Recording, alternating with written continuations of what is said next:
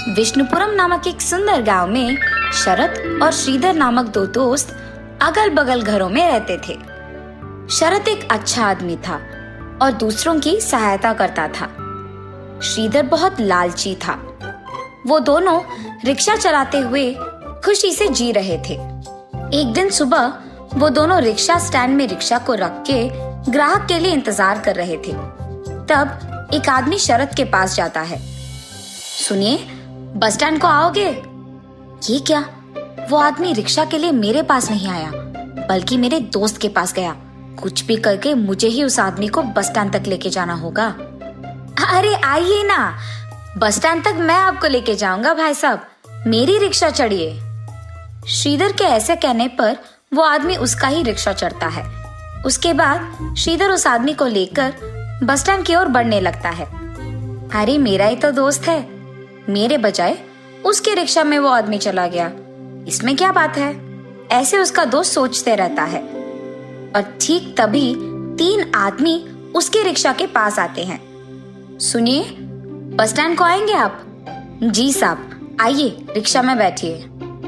तब शरत भी उन 3 आदमियों को लेकर रिक्शा चलाते हुए बस स्टैंड तक पहुंचता है।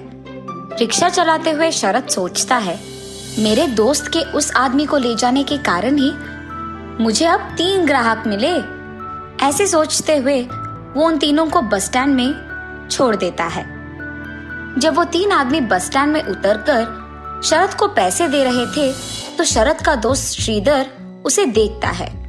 अच्छा, जल्दबाजी में मैंने गलत फैसला लिया। पहले जो एक आदमी आया था उसको मैंने ले लिया। अगर रुका होता तो ये 3 आदमी मेरे रिक्शा में आते और मुझे ज्यादा पैसे मिलते। ऐसी सोचकर श्रीधर उसके दोस्त के पास जाता है और फिर वहां से दोनों चले जाते हैं।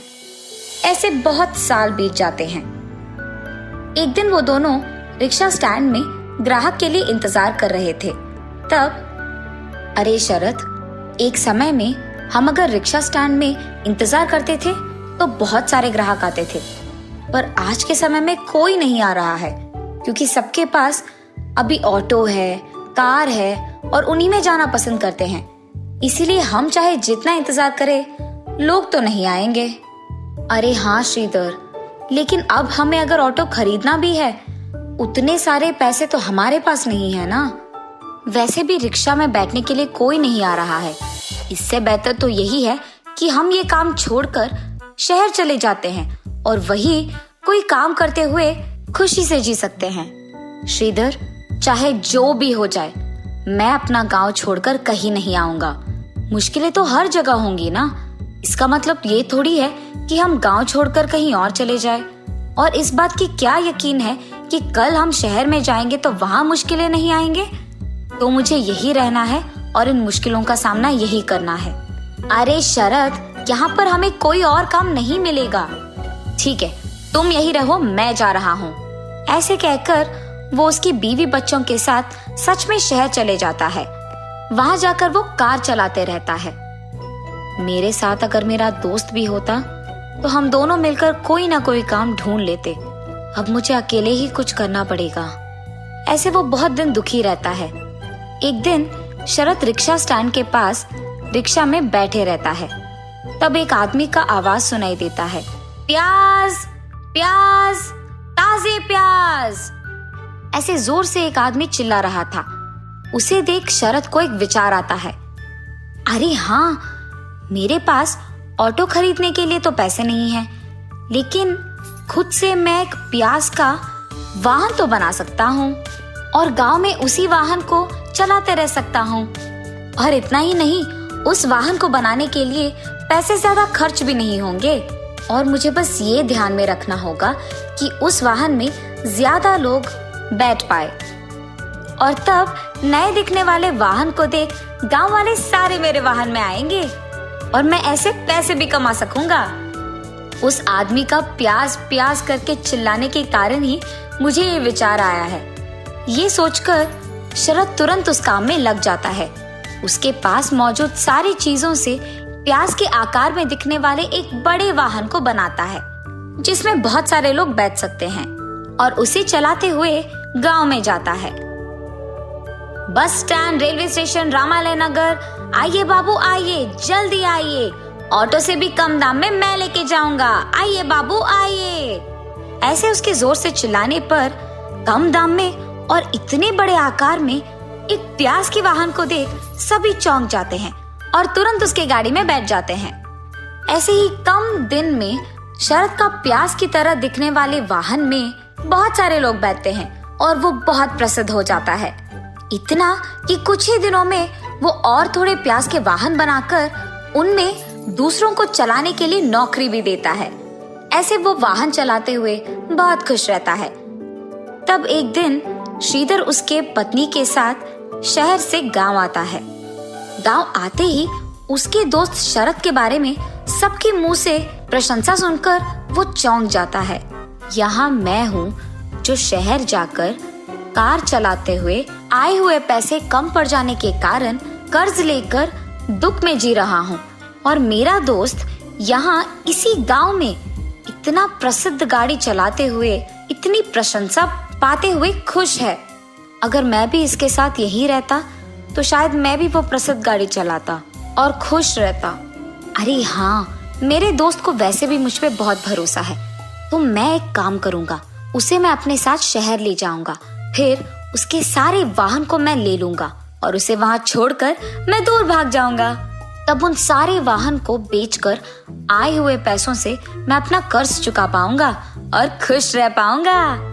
लेकिन मेरा दोस्त तो मेरे कहने के बावजूद अपना गांव छोड़कर नहीं आएगा। हाँ, मैं अपनी बीवी को उसकी बीवी से बात करने के लिए कहूंगा, तब तो उसे आना ही पड़ेगा।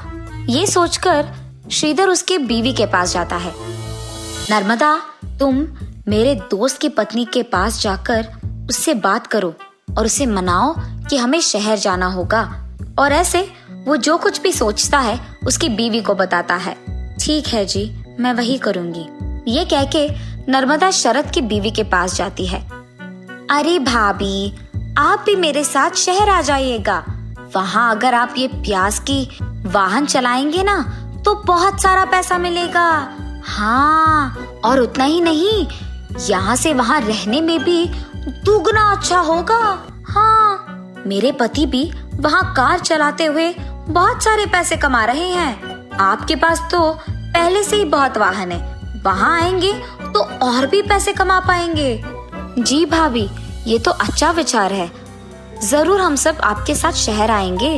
ये कह के वो उसके पति शरद के पास जाकर, सुनिए, हम भी आपके दोस्त के साथ शहर जाएंगे ना जी, वहाँ यहाँ से दुगना अच्छा होगा और दुगने पैसे भी मिलेंगे, पता है आपको। अच्छा, तो तुम ही चले जाओ। मैंने पहले भी कहा है, मुझे ये गांव छोड़कर कहीं नहीं जाना है, यही मेरा घर है। उसके पति के ऐसे कहने पर इसी बात को कहने वो नर्मदा के पास जाती है। वहां पहुंचते ही पति पत्नी को कुछ बात करते हुए सुनकर वो दरवाजे के पास ही रुक जाती है। नर्मदा, क्या तुमने मेरे दोस्त की बीवी से बात किया है? कुछ भी करके उन्हें हमारे साथ शहर ले जाना ही होगा। अरे हाँ जी, उसने तो मेरी बातों पे यकीन कर लिया है, वो दोनों पक्का आएंगे शहर। तब हम उनके पास मौजूद सारे वाहन को बेचकर हमारे कर्ज चुकाएंगे और हम खुश रह पाएंगे। दरवाजे के पास खड़े हुए शरद की बीवी ये सब सुन लेती है और भागते हुए उसके पति के पास जाती है। सुनिए, हम शहर नहीं जाएंगे, ये सब आपके दोस्त का चाल है। और ऐसे उसने जो कुछ भी सुना अपने पति को बताती है। क्या मेरा दोस्त कर्जों में फंसा है, इसीलिए वो ऐसा है? कुछ भी करके मेरे पास मौजूद वाहन को बेचकर भी उसका कर्ज चुकाना होगा। क्या एक तरफ आपका दोस्त आप पे जाल बिछा रहा है, आपको धोखा दे रहा है, और आप सोच रहे हैं कि आप उसकी मदद करेंगे? ये क्या है जी? वो चाहे अच्छा हो या बुरा हो, वो मेरा दोस्त है और वो अभी कष्टों में है, तो मुझे उसे बचाना होगा और मुझे उसकी सहायता करना होगा। ये कह के वो वहां से उसके दोस्त के पास चले जाता है। श्रीधर, मुझे नहीं पता था कि तुम यहाँ आए हो, वरना मैं तुम्हारे पास आ जाता। और अगर मुझे पहले ही पता होता कि शहर में तुम्हारी इतनी मुश्किलें हैं तो मैं तुम्हारी मदद कर देता। इसके लिए मुझे धोखा देने की कोई जरूरत नहीं। मैं खुद एक वाहन बेचकर तुम्हें वो पैसे दे दूंगा और तुम अपना कर्ज चुका सकते हो। उसके बाद तुम भी यहाँ मेरे साथ रह जाओ। हम दोनों ये गाड़ी चलाते हुए खुश रह पाएंगे। ऐसे वो अपनी बीवी की बातें श्रीधर को बताता है। शरद, मैं तुम्हें धोखा देना चाहता था। ये जानकर भी तुम मेरी मदद करने यहाँ आए। मुझे अपने आप पे घिन आ रही है और मुझे अब अपनी गलती का एहसास हुआ है। तुम एक अच्छा इंसान हो और उससे बेहतर दोस्त हो मेरे। अब से मैं तुम्हारे साथ ही रहूंगा और आइंदा ये गलती नहीं करूंगा। तुम्हें अपनी गलती का एहसास हो गया ना, और तुम मेरे साथ रहना चाहते हो। बस यही चाहता था मैं। अब मुझे बहुत खुशी है। हम दोनों को हमेशा ऐसे ही रहना है। तब से वो दोनों दोस्त साथ में रहते हुए उसी गांव में प्याज का वाहन चलाते हुए बहुत खुश रहते हैं।